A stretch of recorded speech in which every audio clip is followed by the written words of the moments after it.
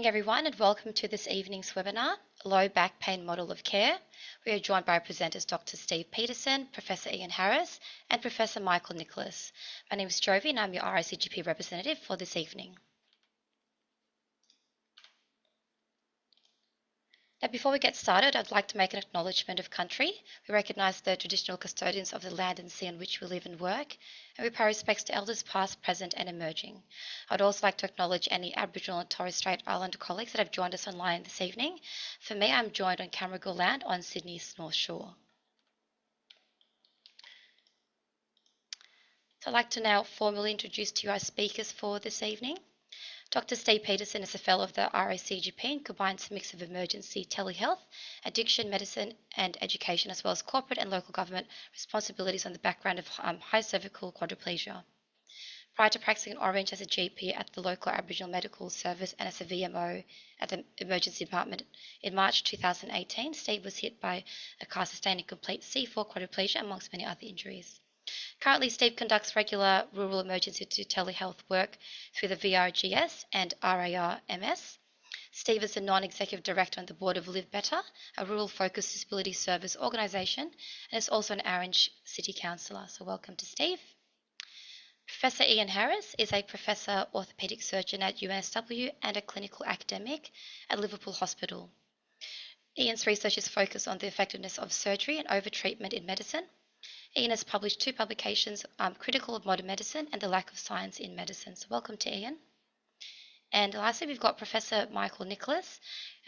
Michael is a clinical psychologist in pain medicine. He has held a conjoint position at the University of Sydney, Sydney Medical School, Northern Clinical School and Colling Institute, Pain Management Research Institute, PMRI, and the Pain Management Research Centre, PMRC, at the Royal North Shore Hospital since '94.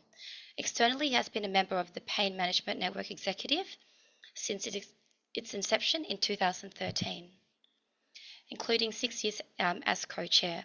In this role, he has contributed to the implementation of New South Wales Health's Pain Management Plan and the development of broader community-level services and support for people living with pain in New South Wales. So welcome to all our speakers this evening. I'd like to move on to our learning objectives for tonight. So by the end of this CPD activity, you should be able to discuss the role and responsibilities of SIRA and the rationale of the value-based healthcare, explain the model of care for the management of low back pain and the 10 principles in treating patients with low back pain, list screening tools to assess patients, list relevant referrals or treatment to patients with low back pain, and explain common misconceptions about low back pain among patients and provide psychoeducation to patients.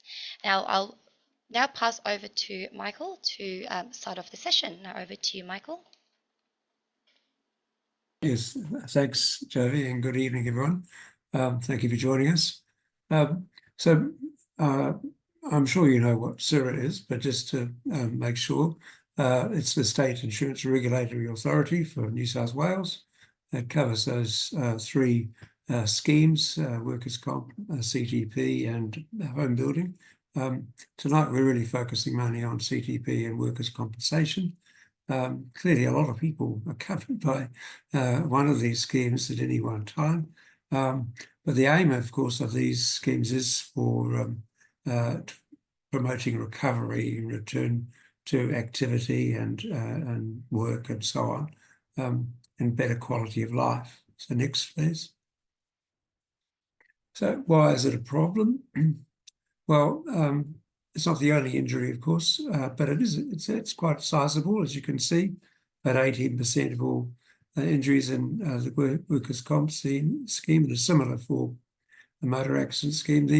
One of the problems is the way it gets treated, and you could see a summary of that research that Professor Ian Harris, who's talking tonight, reported on a few years ago, that there are clearly suboptimal outcomes for people with low back pain under workers' comp who receive surgery, as you can see there, ongoing care, poor return to work rates, high costs of treatment and so on.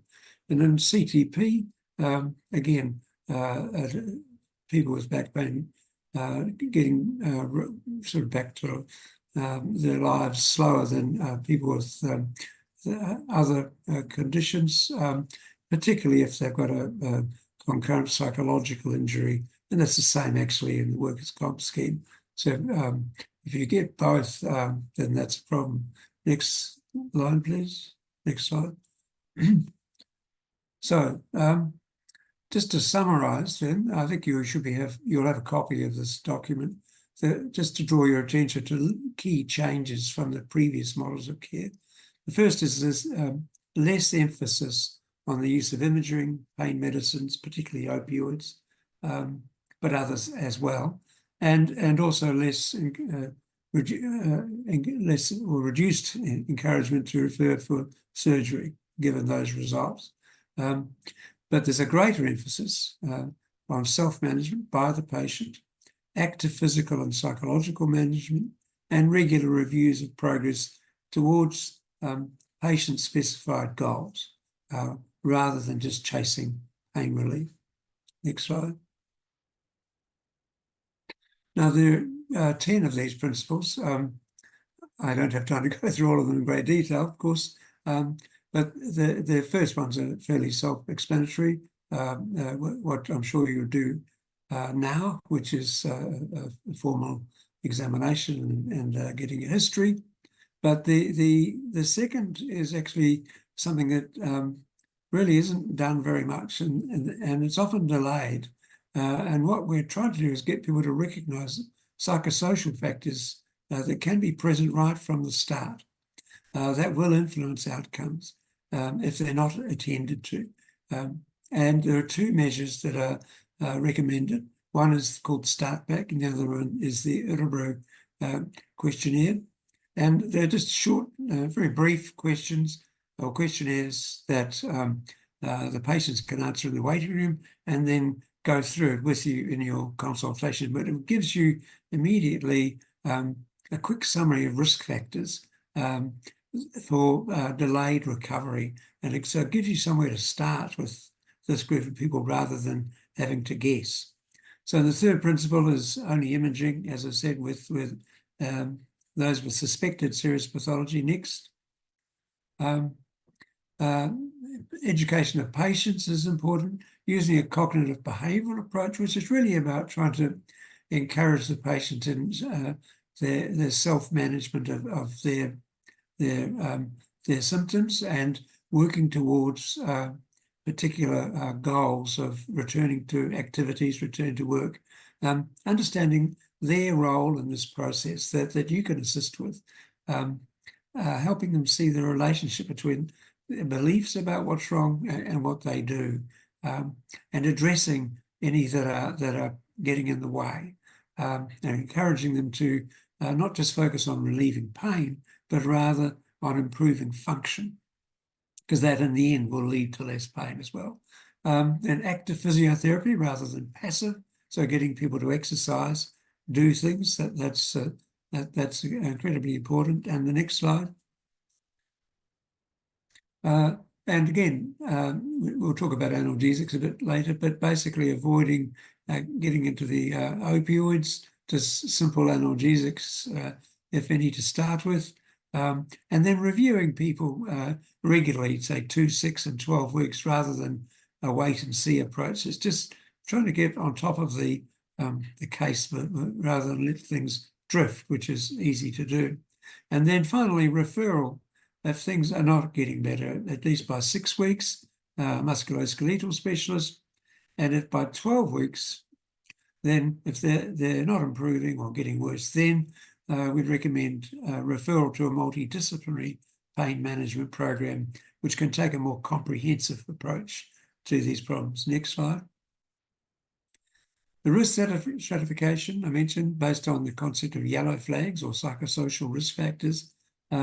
And this can be done within a few days of the injury. And I've certainly done research like this. And then it can be repeated, say at 6 weeks, 12 weeks, to see if there's any progress. And if they're not progressing, then that's telling you something. So they help in identifying those at risk of delayed recovery for those reasons. And then allows you to tailor your care to the identified risk factors. What are they worried about? What is the source of their distress and so on? and you can address that directly rather than having to conduct extensive psychological interviews. So next slide. So the cognitive behavioural approach really emphasises these points. It's working with the patient, excuse me, collaboratively, and other healthcare providers that may be involved. So you don't do this to people, you do it with them. So it's like working together with the patient on their goals. The patient must understand they've got to play an active role, not just wait passively for you to make them better. They've got to play a role.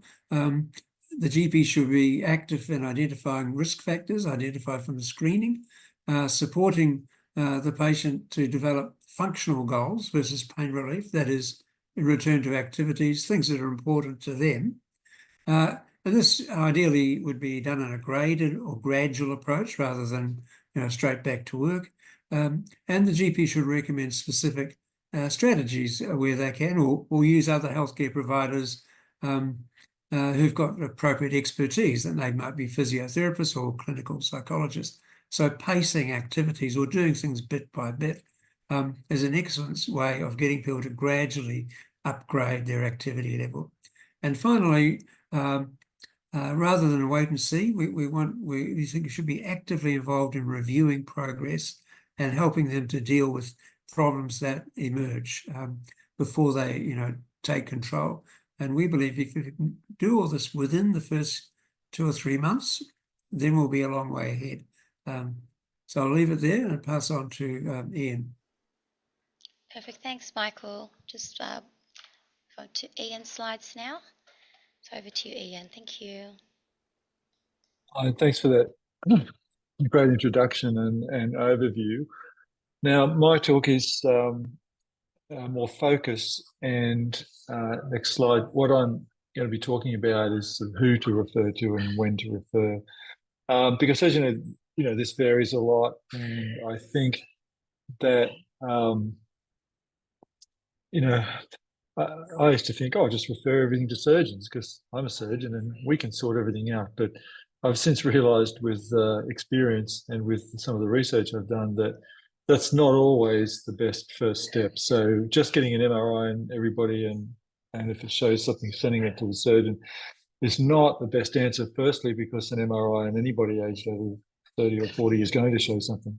It just won't necessarily relate to their back pain. And surgeons do tend to rely on what they know, which is surgery. And they often don't have a good handle on the non-operative alternatives. So I think a more sensible stepped approach is better. So I'm going to stick to the guidelines themselves. Hopefully you've got a copy of the guidelines, but I'm going to take little snippets out of it anyway. So the next slide. And there's 3 pathways in the slide. I'm going to deal with pathway B first because it's really separate to the others. The others are more people with pain, and is it getting better? Is it not getting better? Pathway B is a different pathway. These are the people with acute low back pain and neurological involvement. By neurological involvement, I don't just mean sensory changes or loss of reflexes. These people actually have documented neurological loss. So this is normally weakness, which is much more objective. And if you've got a patient who's got clear signs of neurological loss, then they probably need a more urgent referral, particularly if it's associated with an acute onset. And so these are the patients that get referred, and whether you want to refer them to an emergency department or whether you can get them in to see a surgeon quickly, depending on your local factors, is up to you. But these patients probably need emergency referral. And that's probably all I'm going to say about pathway B. People worry a lot about pathway B and they worry about the red flags, but these are rare. These make up such a small proportion of people with low back pain. So just quickly on the next slide, I'll just cover the red flags. Most of you probably know them better than me, but these are people who are possibly unwell. So they may have a spinal infection, in which case they may be quite significantly systemically unwell, but they might also have signs of inflammatory disease, or they may have a severe neurological deficit like bladder or bowel dysfunction. Cauda equina is an interesting thing. It gets overdiagnosed, and I know pockets in Australia where it gets diagnosed all the time, and there's pockets where you never see it. I honestly, in 30 years of surgical practice, have never seen a patient with Cauda equina syndrome. So it's not very common. A lot of people have bladder symptoms, but that doesn't mean they have Cauda equina syndrome. They need to have significant, preferably muscle loss, so loss of anal tone and things like that. But if they've got a history of malignancy as well, that's another red flag, and obviously a significant trauma patient from an industrial accident, that kind of thing, who may have a fracture or dislocation. Unexpected weight loss goes with malignancy. And in the elderly, they can get minimal trauma fractures as well. They can get osteoporotic fractures. So they're the red flags. So I'm going to move on now to the other two pathways. And the other two pathways talk about yellow flags, and they talk about failure to improve. And that's when you need to consider referral. Now, some of it depends on your own ability and comfort level on managing these patients as to exactly when you want to refer, but certainly within the first 6 weeks, there is no urgency if there's no neurological loss. And this is with or without leg pain.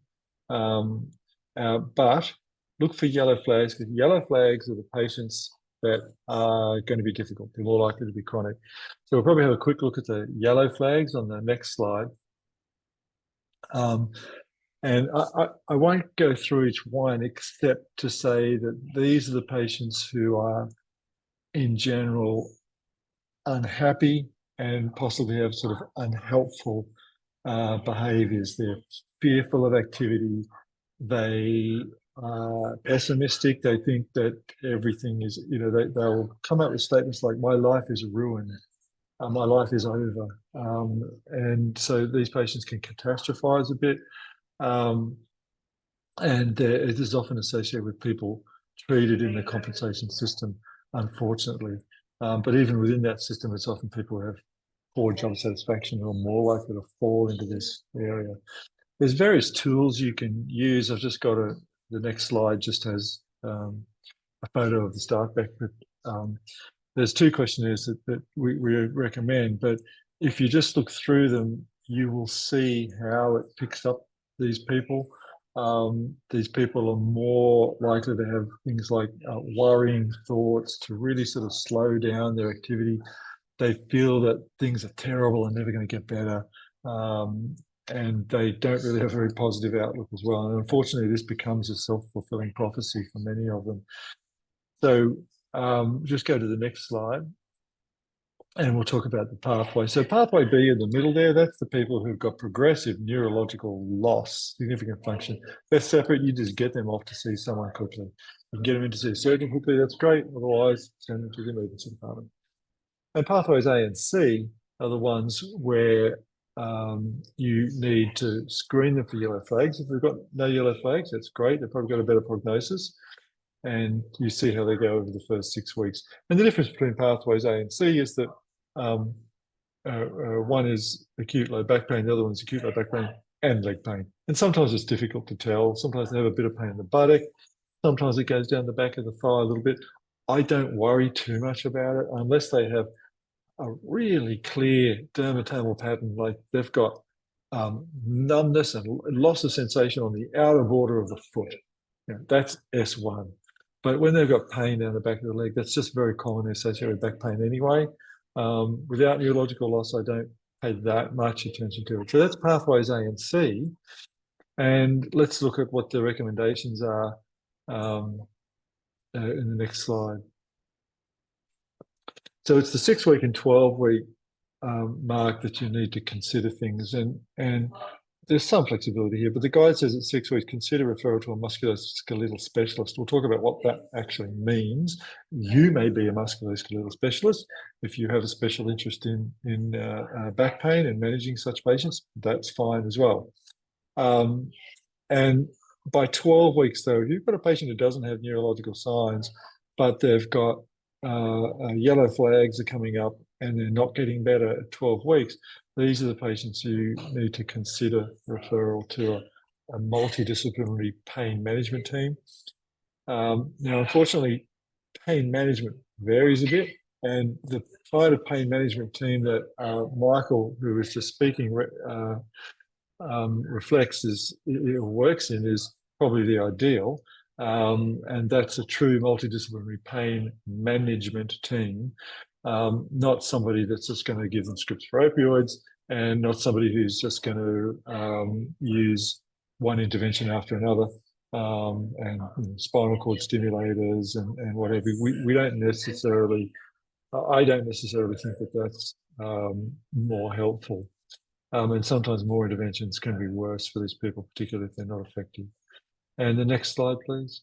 So this talks about what they mean by musculoskeletal specialist. So this could be you, so it could be a GP, but it could also be a specialist physiotherapist or rheumatologist, or a spine surgeon or a spine team, that can have a mixture of practitioners interested in spine. There's various sort of units that work around town that have these multidisciplinary teams.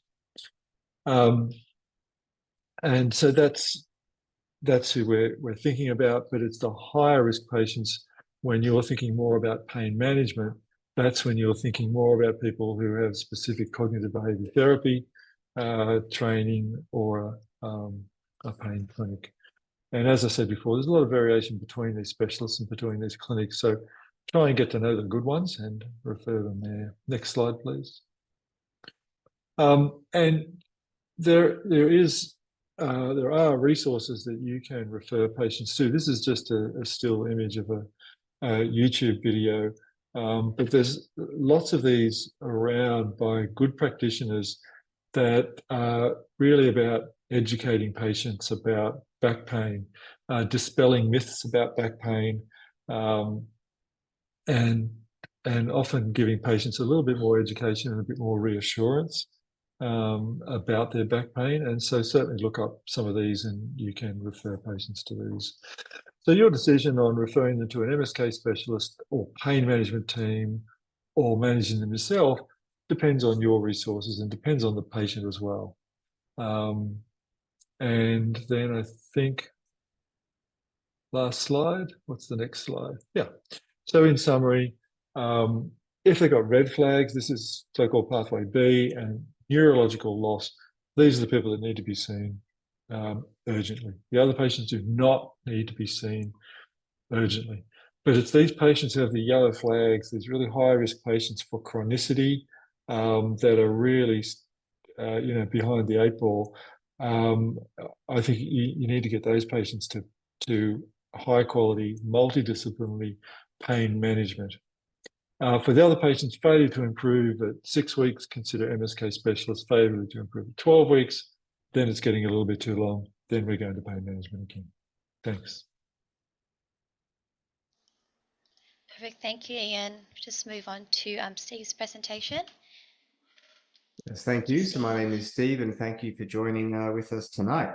So yeah, general practice involvement, lower back pain. Well, this is definitely right in our lane. Back pain is one of the 10 most common presentations for Australian general practice. According to the Beach data, I've seen it listed once as the most common presentation for Australian general practice. So it's something we should all be familiar with and able to approach.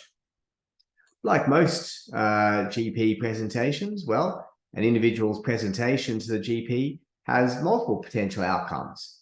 A back injury with in a workers' compensation context could range, the outcome range from returning to work and normal life to never working again, with all the implications of that. And we have influence on that outcome. It's not all up to us, but it can't be said that we don't have influence with our patient. So why GPs again? Well, we are more accessible. We're easier to get into, although that's not always the case, but certainly easier to get into than most specialists, often more affordable. We are the gatekeepers, the first line of contact. And we have the longitudinal care capacity.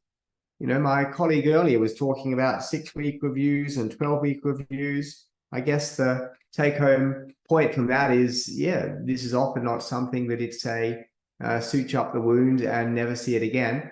This is something that does need that longer-term approach, and we are best suited to manage that. If I can go to the next slide, please. So yeah, I'm not telling you anything you wouldn't already know, but like almost every consultation, a good history and an examination is going to be the foundation of figuring out what's going on, making a good plan, getting the patient buy-in, and getting a good outcome. You know, we all would know that a good workup improves the efficacy of whatever management we decide to do, and the vice versa also applies. A rushed or poorly done plan, yeah, will have a higher risk of the negative outcomes. So what would be specific? I mean, history and examination is nothing new. What would be specific about the low back pain consultation in the context of workers' compensation? Well, probably first of all, as mentioned earlier, to exclude the red flags, to work out the tiny number of the patients that we'll see with this that should not be managed by the GP, but instead should be off to hospital quite quickly. The next bit would be identifying the yellow flags. I'll go over some in the next slide, and some have been mentioned earlier. Oh, sorry, I'll just go back to the previous slide, but in the next slide I'll talk about them. We'll try to preemptively identify and manage some of these yellow flags, to give education about patients of what could possibly go wrong, what they need to avoid, and what their attitude and focus should be. Give the patient some credit. The majority of them can well benefit from taking ownership of their care and being aware of the risks and how to avoid them. And then we're developing an individual plan, individual exercise and treatment to the patient. We haven't been replaced by robots yet, because we are supposed to be integrating what we learn from the patient with history and examination, hopefully with what we know about the patient anyway from the other contact we might have had with them in the past, then make a plan that's suited for them, and being prepared to change it. Longitudinal care is useful, because then we have the chance to see what is progressing and then to change it accordingly, which is again our bread and butter. If I can go to the next slide, please. So we mentioned imaging earlier, and I'd like to expand upon that a little bit and answer one of the questions that I had earlier from one of the participants. So yeah, most lower back pain will spontaneously or improve with appropriate treatment and does not need imaging. Many of the abnormalities you might find on particularly lumbar spine X-ray imaging are physiological. They would be present in a high proportion of patients randomly selected off the street, and may well not correlate with pain. Identifying them has potential harms. Giving a diagnostic label based on some sort of radiological finding that doesn't actually contribute to the patient's pain can cause harms of being some sort of untreatable, unfixable reason that the patient can latch onto for a variety of pathology that might occur down the line. If we go into image, we would only do so for suspected serious pathology, those red flags we mentioned, and being, you know, good, helpful, collaborative GPs. If we are, therefore, imaging, looking for that suspected serious pathology, then we need to say that on the imaging form, guide our radiologist colleagues about what we're actually looking for and what needs to be ruled out. It's worth mentioning as well that some sort of precise anatomical diagnosis of exactly what particular structure in the back is contributing to the pain is often not necessary, and it's often not even possible. The back, like many parts of the body, is quite a complex structure, and there may not be the ability to pinpoint one particular problem and say that's where everything comes from, not all the other adaptations that might happen for the body to minimize the pain in that particular spot. If I can go to the next slide, please. All right, so we've talked a bit about yellow flags and their relationship to our consult. Well, one thing I think that's important when we are seeing any patient, but particularly a patient with the potential for a chronic disease or chronic process that could be managed well, could be managed otherwise, is we should take a little bit of ownership of this and set the course of treatment and manage the misconceptions early. don't let them find out or do their research on the internet or some sort of Facebook focus group, or what they heard from, you know, their second aunts and their relatively unusual background. We should be the you know, giving them the first and the accurate information. We can, you know, fire that first shot, give them the right resources, and try to lance the yellow flags before they even happen. Some of the more common ones that I wanted to mention. Pain does not necessarily correlate well with the severity of the pathology. I should say as well that pain is definitely something that is very unique to each individual patient. So just because it hurts or it's 10 out of 10 pain to the patient doesn't necessarily mean that that is a much more severe pathology than the person with, you know, 3 out of 10 back pain that's getting on fine. Spinal issues is a cause dear to my heart. Back pain in of itself is quite highly unlikely to be harmful to the spine. There are other sort of red flags that might make you suspicious, but back pain by itself, not so. Radicular pain alone does also not represent serious pathology. Just because the pain, there is pain radiating down a leg in a context of a back injury, in of itself does not necessarily mean that this is some sort of a more serious pathology than otherwise. Physical activity is beneficial even if it hurts, and it's probably worth saying that before you encourage people to go and do that, lest they fail to engage in the exercise program because there's pain, and pain, they may believe that pain might mean that things there might be new harm being caused. But I think we need to lance that boil early, that pain does not always equal harm, and that active participation, as being mentioned by one of my colleagues, is going to be more helpful than passive treatment. So we want to avoid, you know, this slide just being a list of feel-good information that you could, you know, probably well figure out anyway. It can become useful if we say it. If we actually take when, you know, yep, we see lots of back pain. It's one of the most common reasons, you know, to see for a doctor to be consulted in Australia. And before we start, Mr. Smith, I just want to say a few things that I know have caught up some of my patients in the past and don't want to affect you. Again, let's fire the first shot. If I can go to the next slide, please.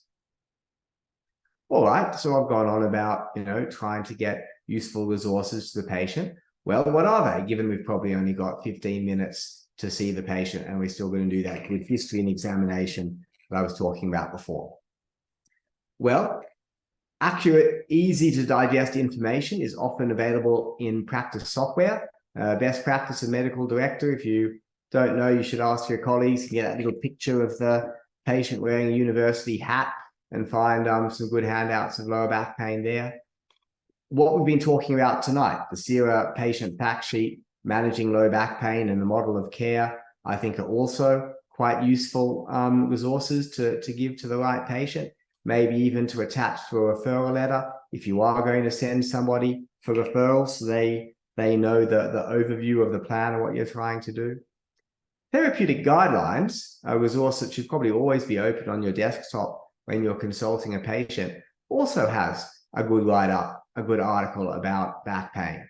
You'll need to pick your patient, but there would be many patients where printing that 2 or 3 pages and giving it to them is useful information they can take home and read and show their family, as opposed to what they might find on the internet. Also, in most consultation rooms, you might well find the textbook Murtaugh's General Practice. I find it quite interesting that back pain was quite an interest of the original author. In fact, his thesis was the management of back pain in general practice. So it's something obviously of a particular interest to him, and I think those few pages quite good resources for you and for the patient as well. If I can go to the next slide, please. Okay, so analgesia. What can we do to help and hopefully not harm our patients? All right. Well, look, therapeutic guidelines has a good write-up on this, and again, that's something that I'd be encouraging doctors to consult if they were not very, very sure they knew what to do otherwise. Going through the various options. So, according to therapeutic guidelines, your anti-inflammatories have good evidence as being short-term pain relief, bearing in mind it needs to be the appropriate patient. Obviously, we would be well aware of the potential risks with, say, a patient with renal impairment or stomach issues or the like. Having said that, this patient population you may well find to be younger, fitter patients who might have less, for some of them anyway, less of the comorbidities and NSAIDs could be appropriate. So paracetamol actually has got pretty weak evidence of its effectiveness, but fortunately it's got quite a positive safety profile, and certainly therapeutic guidelines recommendation is give it a try, we're unlikely to make things worse. So oral corticosteroids and muscle relaxants have some evidence of improvement in the initial days, talking about the first 3 or 4 days of use. So unlikely are they going to be the sort of patient that you will see unless you're able to see someone maybe the very day of their injury. If they come to see you a week later, the evidence isn't there, but then there's plenty of evidence for harm. So we're not for long-term use. So opiates, again, I'm not selling anything that people don't already know, but there's quite a minimal evidence of benefit for the chronic musculoskeletal pain and low back pain, and plenty of evidence for harm. So they're really not for use. You don't really have a good medico-legal defense to stand on if they cause problems down the line. Neuropathic pain agents, so we're talking about our gabapentins and pregabalins, they may have some use for the patient with radicular pain, maybe the patient with some diabetic nephropathy, but there really isn't any good quality randomized control trials yet. The evidence isn't there. It's probably not as useful a pain medication as we would hope, but for the selected patient, maybe. One other point about pain medications is, our responsibility to prescribe them. Our responsibility is to de-prescribe them as well.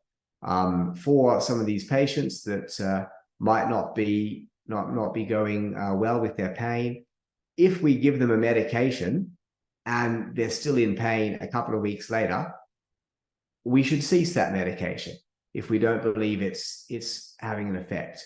A lot of these medications here that I mentioned with evidence of harm, that harm is particularly with the prolonged use. So for whatever reason, a medication is trialed in good faith, we have 2 possible outcomes. One is that the pain gets better, and therefore we can start tapering the medication down, encouraging them back into normal activities, and eventually stop. The other outcome is that the pain is not improving, so we can stop the medication, which is clearly not being that helpful, and try other approaches or potentially refer elsewhere. Can I go to the next slide, please? I've been trying to answer questions as I go. Just stopped while I was giving my section of the talk. I will hand back to our MC and we'll go from there. Perfect. Thanks, Steve. Just sharing with everybody just the learning objectives for tonight. We'll now move on to some questions. Let me just put that up there. What I'll do, I'll read out some of the questions that have come through to the chat, and speakers can respond to them. So I'll go just by most recent ones. So first question is, where are we up to with chiropractors as part of the MSK specialist team? Anyone, Michael, Ian, like to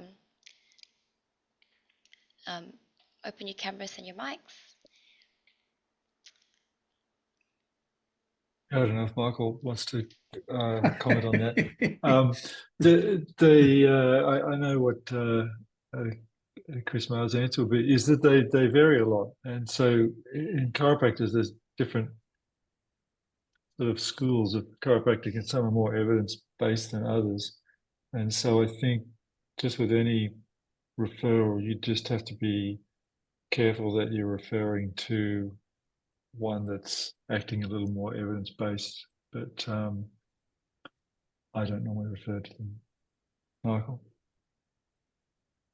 I would agree. There's variation, as in any profession or discipline.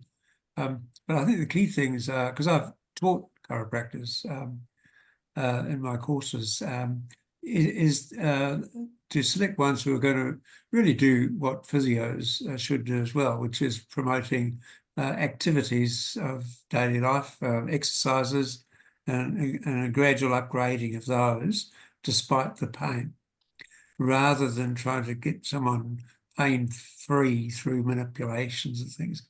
I think it's the wrong focus. You're much better off focusing on assisting someone to become more functional through exercises they do at home, rather than have to come to a clinic once a week or once a fortnight for some movement. I think that and there are chiropractors like that. So that would be the question I would be asking. Let's move on to the next question.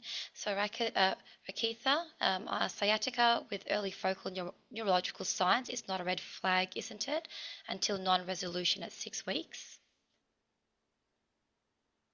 It depends. Sorry, did you say with neurological signs? It says with focal neurological signs is not a red flag, isn't it?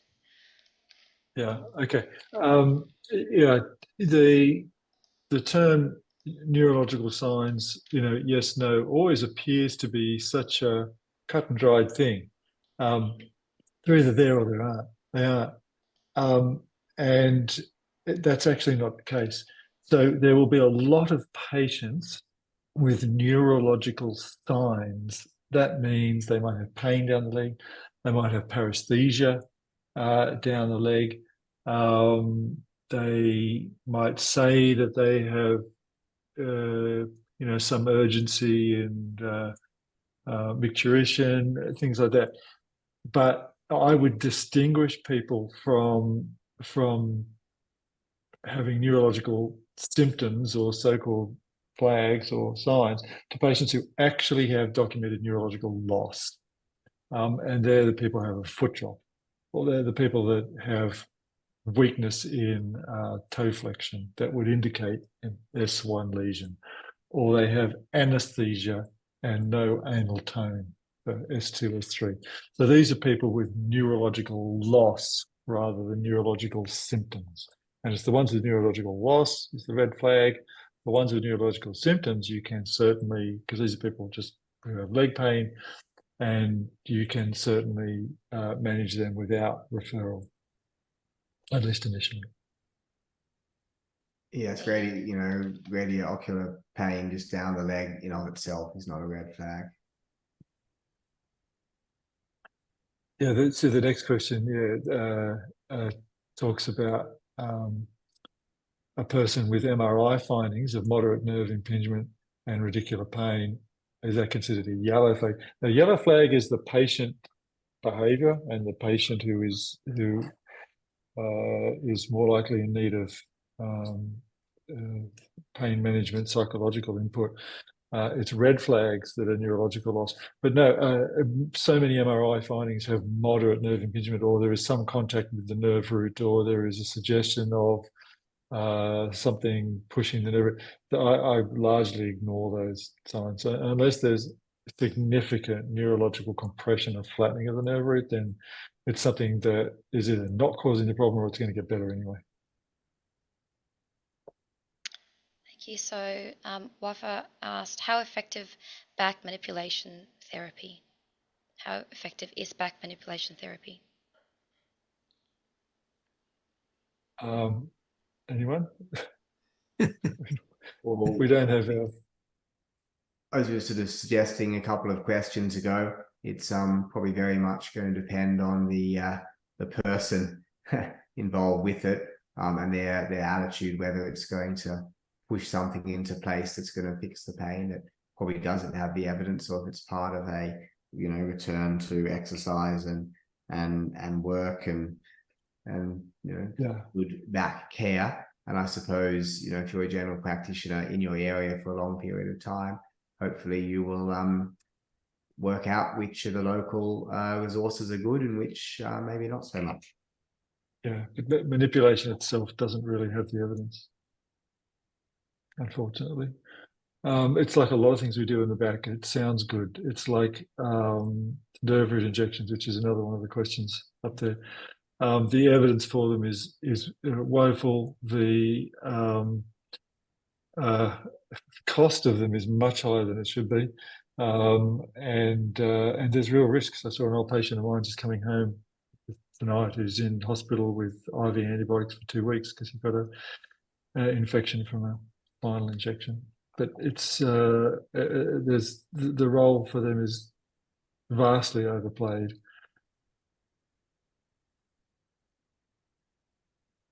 So there's a few votes for that one. So what is the role of CT guided nerve root corticosteroid injection for low back pain? Is that? I do not use them. I do not use them at all because the best evidence of comparing them to placebo is that they don't work. In fact, the NICE guidelines came out a few years ago saying that they shouldn't be used at all. But I think that's changed since then, possibly with pressure from the people that do it. The number that we do in Australia is absolutely massive, but that doesn't mean it works because the number of spinal cord stimulators we do in Australia is absolutely massive and they don't work at all. Thank you. And Dr. So asked, what is the different role of physio and exercise physio in low back pain? Do we need to start at the same time for those allied health service? And is there any role of steroid injections on low back pain? Well, steroid injections are, no, the only time, and rheumatologists sometimes use them, but steroid injections are sometimes used for people who have nerve impingement. So these are the ones that actually have a prolapse disc, which is causing inflammation and pressure of the nerve. So for good going sciatica, some people use it. Surgeons tend not to. It's something that some people do like to use, and there's some evidence that it'll reduce the inflammation a little quicker, but not a whole lot of evidence. Sorry, what was the other part of it? There was steroid injections and physio and exercise. Physiologists look, it doesn't matter which one they are, but if it's somebody with an interest and a knowledge in back pain and pain management, then they're going to be better than the other one. Michael or I think that there are sort of demarcation disputes, but basically the physios would argue they're better trained in doing diagnosis. But in terms of actual intervention, they both use exercises and encourage people to become more functional. So as can GPs. So I couldn't say one or the other on the basis of their title. I think it's important to get a sense of is this person do they know much about pain management? If they're just focusing on pain relief, it's a warning sign. Whereas they should be both focusing on functional gain, which is referred in the SIRA guidelines to the high value care. That's really where we need to be pointing and getting away from symptom relief as the focus, because people say to get the pain under control, then they'll become active. Well, actually, that hasn't got a very good track record, and it just can lead to just endless brief treatments which work for 5 minutes and then wear off.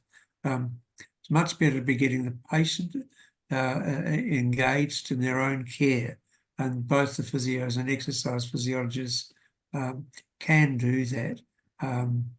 So just going on to the physio for a massage and some acupuncture, I think is hopeless. But if they're going along to have their, review exercises and encourage them to be doing these things at home or going to a gym or whatever is available, then that's a better use of their time. Got a question from Dr. Cotter. Please comment on the role of diazepam and amitriptyline as muscle relaxants for anxiety related to pain. Yeah, so certainly therapeutic guidelines would say that if muscle relaxant like say diazepam would have potentially some use in the immediate couple of days, 2, 3, and after that, 9, and I would certainly avoid it. In terms of amitriptyline, or particularly mirtazapine, actually, I'll stick with amitriptyline, one that does seem to have some sort of analgesic side effect. If you have someone who needs a medication for their depression anyway, and you're trying to pick which one of the 15 odd choices, then amitriptyline might be good for somebody who has some chronic pain, and maybe mirtazapine might be better for somebody who has problems sleeping and the like. I probably wouldn't start it by itself as a treatment for pain in its own entity without any other good reason for being on an antidepressant. Any other thoughts? Well, just that we would use them in certainly amitriptyline in low dose, mainly to assist with sleep. That's something will report less pain, but it is important for people to get sleep. So it might have a role there, and they're not being used in what a psychiatrist would call therapeutic doses for depression. Yeah, that I guess, and mirtazapine has become more popular. I don't know how they stack up against each other. Yeah, I've never had people tell me that mirtazapine has helped with their pain, but sleep most certainly. Yeah, and also anxiety. I don't think you necessarily have to take a drug for anxiety. I think it's more useful to find out what are they anxious about, what's their concern, what are their worries, and that's what you do when you're dealing with the yellow flags, because anxiety is a yellow flag, and it's they might be worried one wrong move and they're going to end up in a wheelchair or something. It's there's often driven by beliefs that are really understandable but unhelpful, and promote avoidance of activity. So I would, and reassuring them about this pain is not a danger signal, that they'll be okay with some pain, and it's important to get moving. Those, I guess, would be better than prescribing something, because even if you do prescribe an anxiolytic, then the patient still has to do something. They can't just sit around waiting for the drug to work. So I think it's better just to work on getting the patient to do things in the first instance, and understanding why you're promoting that. So Dr. Rankin asks, is there any way that we can assess whether a pain service is going to assess and treat patients appropriately? The pain service at my local tertiary hospital has a wait of 6 to 12 months minimum. Yeah, well, that will depend on your own geographical area, but it's certainly a common complaint. I'm not entirely sure what the one is here in Orange, but liaising with the service and finding out what capacity they have is probably a good idea. Sorry, Michael. Yes, that's what I would ask. That's right. The other thing that they probably have a priority order. So they have, we have one at North Shore where I'm on this triage committee. So we look at the referrals from the GPs and try to work out, according to various criteria, their order of priority. And, if we think it's a recent injury, there's a possibility, of CRPS developing, or, there's a workers' comp claim, then we would prioritise that person. Or if they've got cancer or something, we would prioritise that. If they've had it for 20 years, and you get the idea that you just another port of call, well, then that would go lower priority. So we're trying to get towards the people who are more acute end of the spectrum, but it depends on the case. And if you're writing a good letter is very helpful in these priorities. And it's getting into a dialogue with the pain service, because as Ian said, they do vary a lot. And there are some that, and certainly in the private sector, they do far more blocks and radio frequency lesions than in the public sector. And it's clearly a financial thing. I was in Switzerland just before Christmas talking to their pain society, and they said they don't do any radio frequency lesions. but they do a lot of medial branch blocks, and I asked about why, and they said, well, the medial branch blocks are funded by the health fund, but radiofrequency lesions aren't, so they don't do them. If that was the case here, I'm sure it'd be very similar. But I would get into a dialogue with your local pain service, and that I'm sure they'd be very pleased to hear from you, because again, they shouldn't be taking over care. They should just be providing some assistance to you and for ongoing management, and that would be important. And getting away from procedures, I think is critical. Thank you. So I've got a question here to Dr. Steve. What does Steve recommend to his non-specific lower back pain patients to do the first 3 to 7 days? Yeah, so I mean, I think starting with a good history and examination and getting your sort of idea of how this is going to go, what's the person's risk of red flags, and particularly what's the person's risk of yellow flags, is a swell idea. If you don't have particular concerns that come up, then they're, I suppose, from the non-drug management, we want them to stay active doing what they can do. We don't want them to be doing bed rest.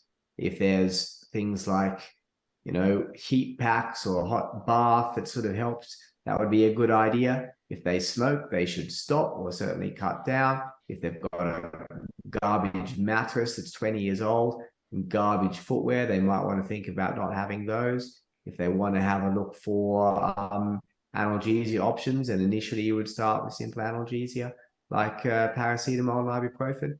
But you're going to have to do all this in context of the patient. So take a good history and examination and decide what of that's relevant. Thanks, Steve. Let's go through a couple more questions. So we're running There's out of one there by time. Andrew Lai about sleeping problems. They're very common. The OMPSQ does actually ask about that. So it's one we can pick up just from the questionnaire. But it's a question of what are their sleep habits? How do they go about trying to get to sleep? And so a referral to a psychologist could be warranted, providing you check they know something about sleep management. There's a very good app, an American one called CBTI. The I stands for insomnia. And I think that's a good place to start. And that uses basically the approach we use at our centre with our patients. And it's just getting people to look at their own habits, preparing to go to bed, what stimulants and so on they're taking at night, and what to do if they can't sleep or they wake up in the night. So that can be, and they can put it on their iPhone. So there are those sort of aids I think are quite useful if you want to speed it up. Yeah, maybe just a couple of more questions. So Dr. Samet says, can we use baclofen or Norflex? Muscle relaxants. Yeah, I never use them. Steve? Yeah, I mean, in theory, you can use anything for anything, but I guess you'd have to decide what's the chance of these things actually assisting the patient, and is it, better than the harms? I certainly haven't used either. If you were to use them, therapeutic guidelines would suggest only in the first few days for the acute sort of patient, but I wouldn't think there's a lot of evidence there. No, it's. I think they're just another thing that doesn't have the evidence behind them, but it sounds good. But it's probably less harmful than a lot of other things like injections. And if I were to ever use them, I'd only ever use them on a short-term basis, I think. So probably just one more question to fit in. So is the GP allowed to do some manipulation to patient regarding the low back pain other than referral or prescribing analgesics?